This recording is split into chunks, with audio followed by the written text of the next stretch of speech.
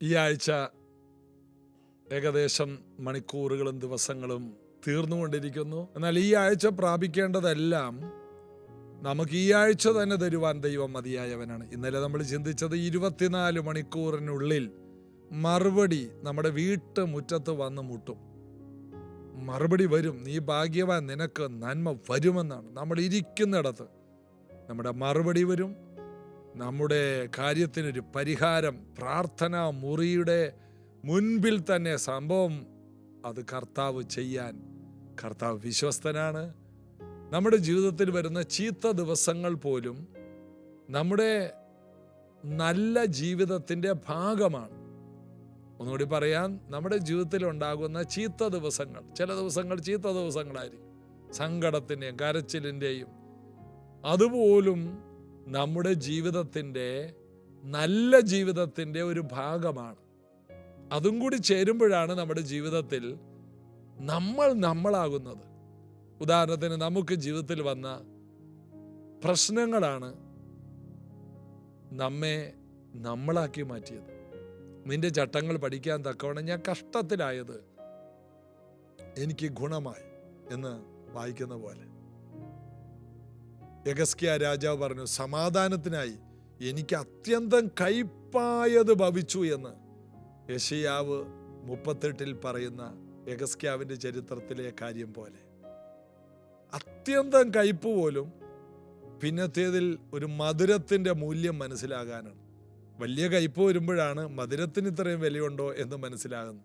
എപ്പോഴും മധുരമാണെങ്കിലോ, ഇസ്രായേൽ മക്കളെ പോലെ ഈ വെറും മന്ന, ആദ്യം അവർ പറഞ്ഞു തേൻ ചേർത്തുണ്ടാക്കിയ ദോശ പോലെ, പിന്നെ അവർ പറയുകയാണ് എണ്ണ ചേർത്ത ദോശ. കാരണം മധുരം കുറഞ്ഞു വരും. ഇപ്പം എണ്ണക്ക് വലിയ മധുരമില്ലല്ലോ. കുറച്ച് കഴിഞ്ഞപ്പോൾ അവർ പറഞ്ഞു ഈ വെറും മന്ന ഞങ്ങൾക്ക് എന്തിനാണ്, മടുത്തു. എന്നാൽ 40 വർഷം ദൈവം അത് അവർക്ക് കൊടുത്തു. അവരെ ശക്തരാക്കി. കനാനിൽ ചെന്ന് അവിടുത്തെ വിളവെടുത്ത് പിറ്റേ ദിവസമാണ് അവർക്ക് ഒന്ന് ലഭിച്ചു കഴിഞ്ഞപ്പോഴാണ് ഇത് നിന്നത്. ഏറ്റവും നല്ലതാണ് ദൈവം കൊടുത്തത്. ദൂതന്മാരുടെ ഭക്ഷണമാണ് കൊടുത്തത്. അതാണ് കർത്താവ്. ഏറ്റവും നല്ലത്. ഏറ്റവും നല്ലതിനെ പലപ്പോഴും നമ്മൾ അവഗണിക്കും. കാരണം എപ്പോഴും ഏറ്റവും നല്ലത് തന്നെയാണെങ്കിൽ നമുക്ക് അതിൻ്റെ വില മനസ്സിലാകില്ല. ഇടയ്ക്കൊക്കെ ഒരു കയ്പ് വരുമ്പോൾ, ചവർപ്പ് വരുമ്പോൾ, എരിവ് വരുമ്പോൾ, പുളി വരുമ്പോൾ, അപ്പോഴാണ് മധുരത്തിന് ഇത്രയും മൂല്യമുണ്ടോ എന്ന് മനസ്സിലാകുന്നു. എല്ലാം നന്മയ്ക്കാണ്. കർത്താവിൽ നമുക്കൊന്ന് ആശ്രയിക്കാം. അപ്പോസ്തല പ്രവൃത്തിയിലേക്ക് കടന്നു വരാമല്ലോ. പത്രോസ് ജയിലിൽ നിന്ന് ദൈവത്തിൻ്റെ ദൂതൻ അവനെ വിടുവിച്ച് മർക്കോസിന്റെ വീടിന്റെ മുമ്പിൽ കൊണ്ടുവന്ന് നിർത്തി. എന്നാൽ പ്രാർത്ഥിക്കുന്ന ഈ മർക്കോസിന്റെ വീട്ടിലെ ജനങ്ങൾ, ദൈവസഭ, പത്രോസ് വന്നിട്ടും വാതിൽ തുറക്കുന്നില്ല. കാരണം ഇത്ര പെട്ടെന്ന് മറുപടി വന്നോ എന്നാണ് അവർക്ക് ചോദിക്കാനുള്ളത്. അതായത് 16-ാം വാക്യത്തിൽ പത്രോസ് മുട്ടിക്കൊണ്ടിരുന്നു. അപ്പോസ്തല പ്രവൃത്തി 12 ഈ ചരിത്രം. ജയിലിൽ നിന്ന് ദൈവത്തിന്റെ ദൂതൻ പത്രോസിനെ വെളിയിൽ കൊണ്ടുവന്ന് ആര് പ്രാർത്ഥിക്കുന്നു ആ പ്രാർത്ഥിച്ചിടത്ത് എത്തിച്ചു. പ്രൈസ് റിപ്പോർട്ടാണ് ഈ വരുന്നത്. പെട്ടെന്ന് 24 മണിക്കൂറിനുള്ളിൽ പത്രോസ് മുട്ടിക്കൊണ്ടിരുന്നു. അവർ തുറന്നപ്പോൾ അവനെ കണ്ട് വിസ്മയിച്ചു. ഉറപ്പാണ്. ഒരിക്കൽ ജോർജ് മുള്ളർ എന്ന ദൈവദാസൻ അദ്ദേഹത്തിന്റെ ചരിത്രത്തിൽ പറയുന്നുണ്ട്, ഒരിക്കൽ അദ്ദേഹം ചെറുതായിരിക്കുന്ന കാലത്ത് മഴയില്ല. ആ സമയത്ത് ഒരു ദൈവദാസൻ ഒരു മീറ്റിംഗ് നടത്തി. മഴ പെയ്യും എന്ന് ആണ് അദ്ദേഹം, ഇന്ന് മഴ പെയ്യും, നമ്മൾ ഒരുമിച്ച് പ്രാർത്ഥിച്ച്. അങ്ങനെ ജനങ്ങളെല്ലാം വന്നു. വലിയ കൂട്ടം ജനങ്ങൾ വന്നു ആ ഗ്രൗണ്ടിൽ. ഈ പ്രാർത്ഥനയുടെ ഇടയിൽ മഴ പെയ്യുമെന്ന് വിശ്വസിച്ചാണ് എല്ലാവരും വന്നത്. എന്നാൽ ആ സ്റ്റേജിൽ നിൽക്കുമ്പോൾ അദ്ദേഹം വിളിച്ചു ചോദിച്ചു, ഇന്ന് മഴ പെയ്യുമെന്ന് ഞാൻ പറഞ്ഞു, നിങ്ങൾ വിശ്വസിച്ചു വന്നു. എത്ര പേർ വിശ്വസിക്കുന്നു? എല്ലാവരും കൈ ഉയർത്തി. എന്നാൽ മഴ പെയ്യുമ്പോൾ തിരിച്ചു പോകാൻ കൊട കൊണ്ടുവന്ന എത്ര പേരുണ്ട്? ആരുമില്ല. ഒരു കൊച്ചുകുട്ടി കൊട ഉയർത്തി കാണിച്ചു. അതായിരുന്നു ജോർജ് മുള്ളർ. 25,000-ഓളം കുട്ടികളെ അനാഥശാലയിൽ വളർത്തിയ ദൈവദാസൻ. ലണ്ടനിൽ അദ്ദേഹത്തിൻ്റെ ആ അനാഥശാല ഒക്കെ പോയി കണ്ടു. ചിന്തിക്കാൻ കഴിയില്ല. എത്ര ഭയങ്കര ബിൽഡിങ്ങാണ് ഒരു പാവപ്പെട്ട മനുഷ്യൻ പ്രാർത്ഥനയിലിരുന്ന് പ്രാപിച്ചെടുത്തത്. അന്ന് അനാഥശാലയിലെ കുട്ടികൾ ധരിച്ചിരുന്ന വസ്ത്രങ്ങളൊക്കെ ഇപ്പോഴും അവിടെ ചെന്നാൽ നമുക്കൊക്കെ ഒന്ന് എടുത്തിടാൻ പറ്റിയ പരുവത്തിൽ വെച്ചിട്ടുണ്ട്. എല്ലാം കീറി തുടങ്ങി, വർഷങ്ങൾ പഴക്കമുള്ളതാണ്. അന്നത്തെ എല്ലാ കാര്യങ്ങളും അവിടെ ചെയ്തു വെച്ചിട്ടുണ്ട്. നമ്മുടെ കണ്ണ് നിറഞ്ഞു പോവും വിശ്വാസം കൊണ്ട്. മനുഷ്യരിൽ ആശ്രയിക്കാതെ, ഒരു മനുഷ്യനോട് ഒന്നും ചോദിക്കാതെ പ്രാർത്ഥിച്ചു വാങ്ങാൻ കഴിയും എന്ന് D.L. മൂഡിയെയും സ്പർജനെയും അതുപോലെയുള്ള അനേക ആ കാലത്തെ വിശ്വാസ വീരന്മാരെ പോലും വെല്ലുവിളിച്ച ഒരു ദൈവദാസൻ. പ്രാർത്ഥനയുടെ ശക്തി അത്ര വലുതാണ്. നമുക്ക് ദൈവത്തിൽ അടിയുറച്ച് ആശ്രയിക്കാം. അവർ വിസ്മയിച്ചു എന്നാണ്, പ്രാർത്ഥിക്കുന്നവർ വിസ്മയിച്ചു. അതായത് നിങ്ങൾ വിസ്മയിക്കത്തക്ക രീതിയിൽ നിങ്ങൾ മറുപടി കാണും, ചോദിച്ചതിലും നനച്ചതിലും അധികമായി. ചിലപ്പോൾ ചിലരെ പ്രാർത്ഥിച്ചു കാണും, ഉള്ളിലെങ്കിലും പറഞ്ഞു കാണും, പത്രോസ് മരിച്ചാൽ അടക്കാനുള്ള ബോഡിയെങ്കിലും കിട്ടണേന്ന്. നേരെ വന്ന് കതകയിൽ മുട്ടുകയാണ്. പത്രോസ് ജീവിച്ചിരിക്കുന്നു എന്ന് പോലും അവർക്ക് ചിന്തിക്കാൻ കഴിയുന്നില്ല. കാരണം പിടിച്ചത് ഹെരോദാ രാജാവാണ്. അവർ വിസ്മയിച്ചു. 17-ാം വാക്യം, അവർ മിണ്ടാതിരിപ്പാൻ അവൻ ആംഗ്യം കാണിച്ചു. കർത്താവ് തന്നെ തടവറയിൽ നിന്ന് പുറപ്പെടുവിച്ച വിവരം പറഞ്ഞു കേൾപ്പിച്ചു. ഇത് യാക്കോബിനോടും ശേഷം സഹോദരന്മാരോട് അറിയിപ്പിൻ എന്ന് പറഞ്ഞ് പിന്നെ അവൻ പുറപ്പെട്ടു വേറൊരു സ്ഥലത്തേക്ക് പോയി. നേരം വെളുക്കുന്നതിന് മുമ്പ് സ്ഥലം വിടണം. രാജാവ് അന്വേഷിക്കും. ഇത് മറ്റുള്ളവരോടുകൂടി വിടുതൽ പാറ. യാക്കോബിനോടും സഹോദരന്മാരോട് അറിയിപ്പിൻ. എന്ത്? കർത്താവ് തന്നെ തടവറയിൽ നിന്ന് പുറപ്പെടുവിച്ച വിവരം. ഈ സാക്ഷ്യം എല്ലാവരും അറിയണം. കർത്താവ് വിടുവിക്കുന്ന ദൈവമാണെന്ന് യേശുവിൻ്റെ അർദ്ധ സഹോദരനായ, അതായത് ജോസഫിനും മറിയയ്ക്കും 4 ആൺമക്കളുണ്ടായിരുന്നു. യാക്കോബ്, യോസെ, യൂദ, ശീമോൻ. അതിനകത്ത് യാക്കോബാണ് ഈ കാണുന്നത്. യൂദ എഴുതിയ ലേഖനവും യാക്കോബിൻ്റെ ലേഖനവും ഒക്കെ നമുക്കറിയാം. ഈ യാക്കോബ് യെരുശലേം സഭയുടെ അധ്യക്ഷനായി മാറി. പത്രോസൊക്കെ ആയിരുന്ന യെരുശലേം സഭയുടെ ആ കാലത്തെ അധ്യക്ഷനായി, പ്രധാന മൂപ്പനായി അവിടെ ആയിരുന്ന യാക്കോബ്. അപ്പോൾ പത്രോസ് പറയണം, ഈ കാര്യം നിങ്ങൾ യാക്കോബിനോടൊക്കെ പറ. കർത്താവ് ഇപ്പോഴും പ്രവർത്തിക്കുന്നുണ്ട്, ദൂതനെ അയച്ച് ചലിക്കുന്നുണ്ട്. ഇപ്പോഴും കർത്താവിൻ്റെ പ്രവൃത്തി വലുതാണ്. വിസ്മയിക്കുന്ന സാക്ഷ്യങ്ങൾ കേട്ടില്ലെങ്കിൽ നമ്മൾക്ക് ബലം കുറയും. വിസ്മയിക്കുന്ന സാക്ഷ്യങ്ങൾ ഈ ദിവസങ്ങളിൽ നമുക്കുണ്ടാകണം. ഒരിക്കലും സംഭവിക്കാത്ത കാര്യങ്ങൾ സംഭവിച്ചേ മതിയാവും. ഒരു എക്സൈറ്റ്മെന്റ് ഒക്കെ ഉണ്ടായില്ലെങ്കിൽ ഒരു പ്രാർത്ഥനയ്ക്ക് വരുമ്പോൾ ഒരു ആവേശമുണ്ടാകുന്ന, കർത്താവേ എന്താണ് ഈ കാണുന്നത്, പ്രൈസ് ദി ലോർഡ് എന്നൊക്കെ പറയുന്ന ആവേശഭരിതമായ ചിലതൊക്കെ നമ്മൾ കാണണം.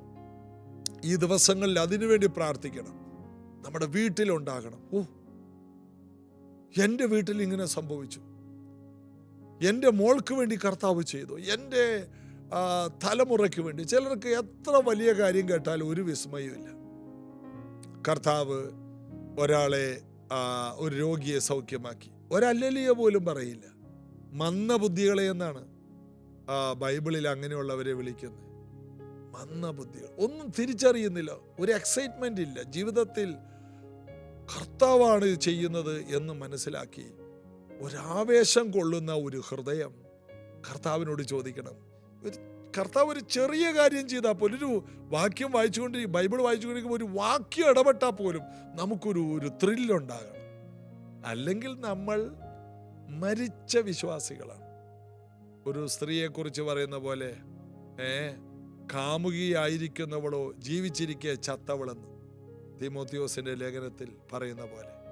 ജീവിച്ചിരിക്കുന്നു, അപ്പൊ തന്നെ ചത്തതാണ്. ജീവനുണ്ടോ? ജീവനുണ്ട്. സ്നാനപ്പെട്ടാണോ? സ്നാനപ്പെട്ടാണ്. അഭിഷേകം പ്രാപിച്ചോ? പിന്നെ അന്യഭാഷ പറയോ? പറയും.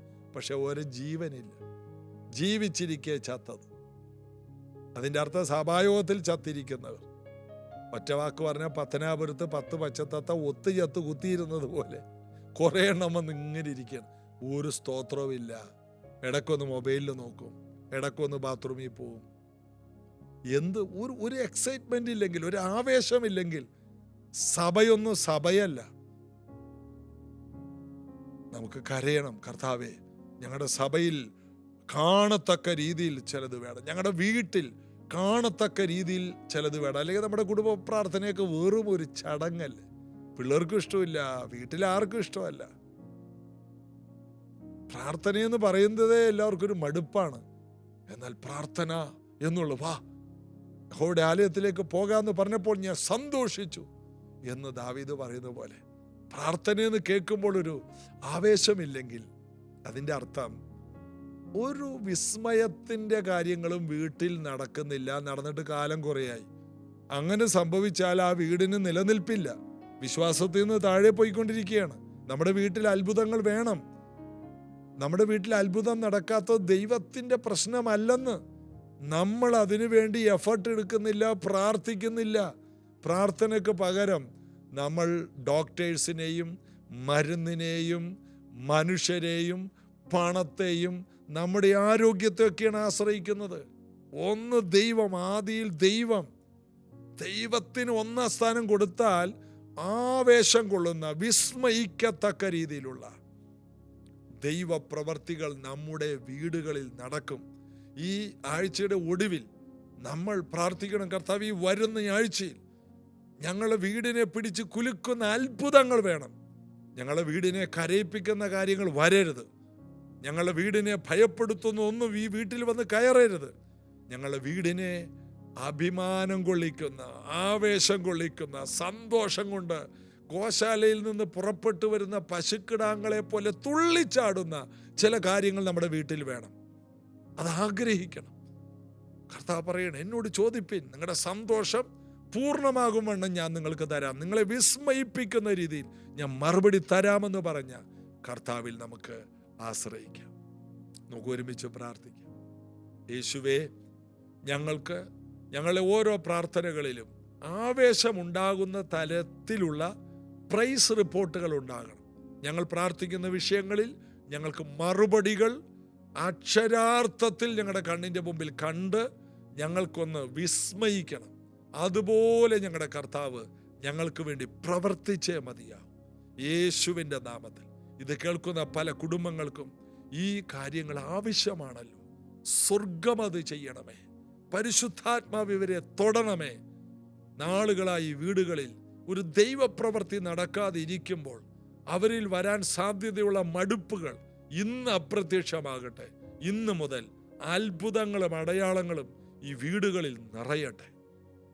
കർത്താവ് അത് ചെയ്യണം. ഈ മക്കളെ അനുഗ്രഹിക്കുന്നു. ഈ ആഴ്ച കാത്ത കർത്താവിൻ്റെ കൈകളിൽ ഭരമേൽപ്പിക്കുന്നു. പ്രാർത്ഥനയുടെ മറുപടികൾ അവരുടെ വീട്ടുമുറ്റത്ത് അതിശയകരമായി, വിസ്മയകരമായി വന്ന് മുട്ടട്ടെ. യേശുവിൻ നാമത്തിൽ ആമേൻ. ഈ ആഴ്ചയിൽ നടത്തിയ ദൈവത്തിന് നന്ദി. വരുന്ന തിങ്കളാഴ്ച മുതൽ ജീസസ് എവരിഡേ എന്ന ഈ പ്രാർത്ഥന തുടരും. ഇത് മുന്നോട്ട് പോകണമെങ്കിൽ നിങ്ങളുടെ കൈത്താങ്ങലും എല്ലാ നിലയിലുള്ള കൂട്ടായ്മ ആവശ്യമാണ്. നിങ്ങൾക്ക് അതിൻ്റെ അർത്ഥം മനസ്സിലായി കാണും. കർത്താവ് അനുഗ്രഹിക്കട്ടെ. നാളെ നമുക്ക് അനുഗ്രഹിക്കപ്പെട്ട സഭായോഗം പ്രൈസ് ജനറേഷൻ ചർച്ചിൽ വെച്ച് രാവിലെ 8 മണിക്ക് നടക്കുന്നതാണ്. നിങ്ങൾ കടന്നു വരണം. കഴിഞ്ഞ ആഴ്ചയിൽ വളരെ അനുഗ്രഹിക്കപ്പെട്ട ഒരു അഭിഷിക്തൻ നമ്മോട് കൂടെ ഉണ്ടായിരുന്നു. ഈ വരുന്ന ദിവസങ്ങളിലെല്ലാം കർത്താവ് വലിയ കാര്യങ്ങൾ ചെയ്യട്ടെ. അനേക അഭിഷിക്തന്മാരെ നമ്മുടെ ഇടയിലേക്ക് അയക്കട്ടെ. നിങ്ങൾക്ക് പ്രൈസ് ജനറേഷൻ ചർച്ചിലേക്ക് ഇതുവരെ വരാത്തവർക്ക് പ്രത്യേകം സ്വാഗതം. നിങ്ങൾ വരണം, കുടുംബമായിട്ട് വരണം. ഒടുവിൽ മീറ്റിങ്ങിന് ശേഷം കണ്ട് പ്രാർത്ഥിച്ചേ പോകാവൂ. വലിയ കാര്യങ്ങൾ നമുക്ക് യേശുവിൽ നിന്നും പ്രാപിക്കാം. God bless you.